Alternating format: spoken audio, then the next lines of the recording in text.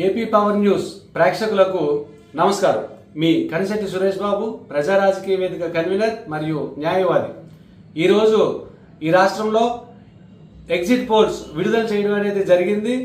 ఈ ఎగ్జిట్ పోల్స్లో ప్రజలు, మరీ ముఖ్యంగా యువత చాలా జాగ్రత్తగా ఉండాలని చెప్పి నేను కోరుకుంటున్నాను.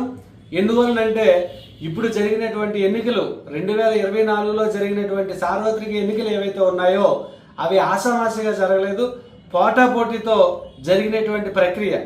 ఈ ఎగ్జిట్ పోల్స్ని ఏమాత్రం కూడా పరిగణలోకి తీసుకొని మీ దగ్గర ఉన్నటువంటి ఆస్తుల్ని బెట్టింగ్ల రూపంలోనూ అటువంటి వాటికి ఎట్టి పరిస్థితిలో కూడా తావివ్వద్దని ఈ రోజు వరకు మా దగ్గర ఉన్నటువంటి సమాచారం ప్రకారం బెట్టింగ్లకి ఇప్పుడు ఉన్నటువంటి జరిగిన నేపథ్యం, ఎన్నికలు జరిగిన నేపథ్యంలో బెట్టింగ్లకి యువత చాలా దూరంగా ఉన్నట్టుగా, ఎక్కడో కొన్ని చోట్ల మాత్రమే బెట్టింగ్లకి పాల్పడుతున్నట్టుగా కనిపిస్తూ ఉంది.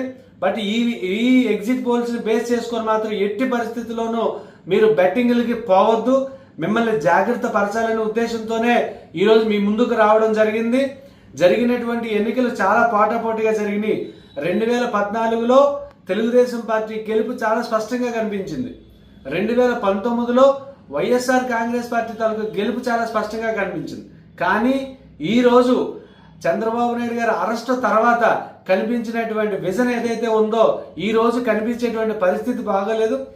ఈ ఇద్దరు కూడా, రెండు ప్రధాన పార్టీలు కూడా చాలా పోరాటం అనేది చేయడం జరిగింది.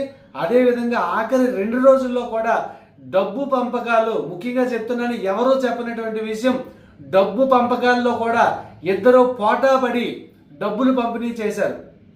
ఏ ఓటరు కూడా సంక్షేమం గురించి కానీ, రాష్ట్ర పరిస్థితుల గురించి కానీ, దేశ పరిస్థితుల గురించి కానీ ఆలోచించలేదు. కేవలం ఆ 2 రోజులు కూడా, ఎలక్షన్ టైం రోజు కూడా, ఆ రోజు ప్రధానంగా చెప్పుకుంటే డబ్బులు ఏ పార్టీ వాళ్ళు పంచారు, ఏ విధంగా వీళ్ళకి న్యాయం చేయాలని చెప్పి ఒక ఓటు వీళ్ళకి, ఒక ఓటు రాష్ట్రంలో జరిగింది. కాబట్టి ఎగ్జిట్ పోల్స్ మీద ఏకపక్షంగా ఇచ్చినటువంటి ఎగ్జిట్ పోల్స్ ని అస్సలు పరిగణలోకి తీసుకోవడానికి లేదు. పోటీ అయితే పోటాపోటీగా జరిగింది. జాగ్రత్తగా ఉండాలని కోరుకుంటున్నాను. ధన్యవాదాలు.